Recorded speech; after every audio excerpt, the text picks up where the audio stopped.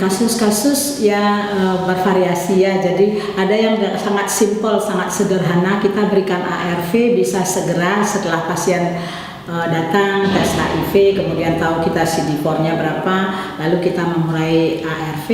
Tetapi beberapa kasus yang datangnya dalam kondisi atau stadium yang lebih terlambat, itu biasanya kita dihadapkan kepada hal di mana kita harus menyembuhkan dulu infeksi yang ada. Infeksi itu disebut infeksi oportunistik atau infeksi yang mengambil kesempatan pada kondisi tubuh yang lemah ya.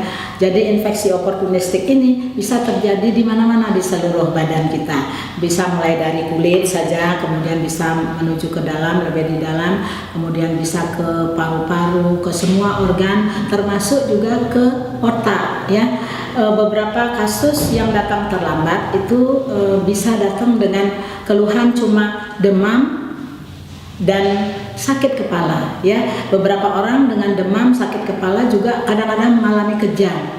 Ini adalah satu gejala yang menunjukkan bahwa ada infeksi tertentu di kepala, ada satu proses di otak yang menyebabkan dia menderita demam, sakit kepala dan kejang-kejang tersebut ya.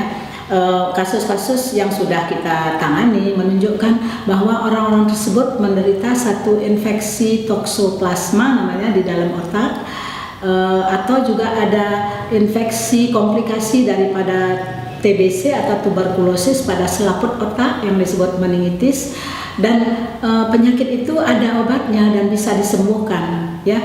Tetapi kalau pada kasus seperti ini masalahnya adalah kita harus menyembuhkan dulu obat-obat gejala-gejala penyakit tersebut dengan obat-obat anti toksoplasma, obat-obat anti tuberkulosis ya, yang biasanya memakan waktu mungkin sampai 4 minggu, kadang-kadang 6 minggu ya, baru kita bisa memulai obat ARV.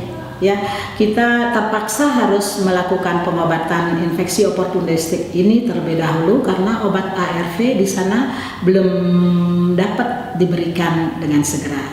Jadi dari kasus-kasus komplikasi ini kita tahu bahwa jangan menunggu sampai terjadi infeksi yang terlambat ya, secepat mungkin segera berobat.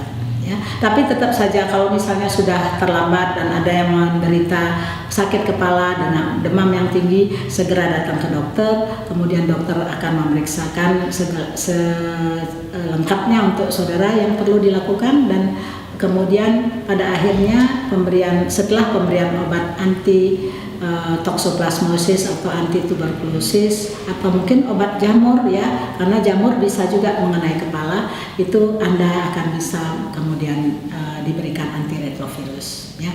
Jadi segeralah berobat.